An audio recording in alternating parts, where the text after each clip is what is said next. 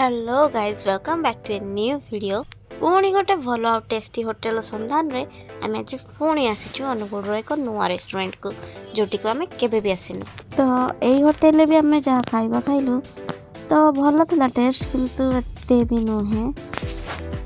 Restaurant को से माने बहुत बढ़िया भाव सजाइथिले। रेस्टोरेंट लुक बढ़िया थिला, डेकोरेशन भी माइंड ब्लोइंग। हेले खाइबा मो टेस्ट अनुसार मते लगिला आउ टिके भल होइथिले भल होइथांता। तो हमर फर्स्ट डिश आसी जाइछि जोटा होछि मसाला पापड़ आज यूजुअल। कमेना हम जेबे भी को रेस्टोरेंट को जाऊ एटा निहाती खाऊ कारण एटा हमको बहुत बढ़िया लगे। किंतु या टेस्ट एठी एते भी भल नथिला। पापड़ एमती लागुथिला जेंति बहुत समय आगु से छाणी की रखि देथिले, एकदम सुखा सुखा और ठंडा थिला। आ सालाड टेस्ट भी एते भी भल नथिला। आउ एटा हो हम सेकेंड डिश जोटा होछि कोबी पकोड़ा, जोटा होछि फूल कोबी रो पकोड़ी।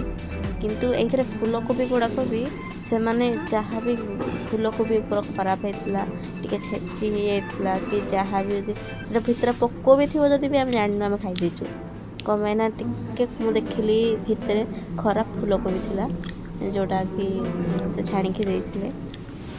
तो से सब देखला बेलू आम अलरेडी खाई सारी अधारू अधिक, तो इश्यू क्रिएट करने को इच्छा है जेहेतु आम जाइछु गोटे नुआ रेस्टोरेंट सन्धान रे। तो आम जहाँ भी थिला खाइलु चुपचाप आसलु। यहाँ हूँ थर्ड डिश जोटा हूँ फ्रेंच फ्राइज। ये क्रिस्पी बहुत थिला किंतु टेस्ट यार भी एते खास नथिला। या आम अधा खाई अधा छाड़ी भी देलु, आम या पूरा खाई भी पार्लुनी। एबे आमर मेन कोर्स जोटा थिला चिकेन बिरयानी आउ मोर थिला चिकेन कषा विथ मटर पुलाव। किंतु मटर पुलाव भी टिके बहुत ऑयली थिला, तेलटा बहुत लागुला पाटी को।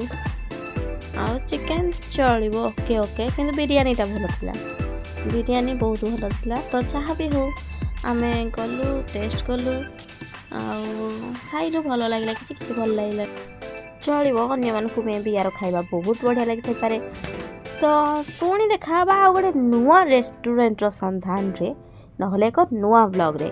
से पर्यंत stay tuned and don't forget to subscribe and press the bell icon for further notification। Video भल लगिले लाइक शेयर और सब्सक्राइब करिवे आउ कमेंट भी करि परिबे। जय जगन्नाथ, बाय बाय।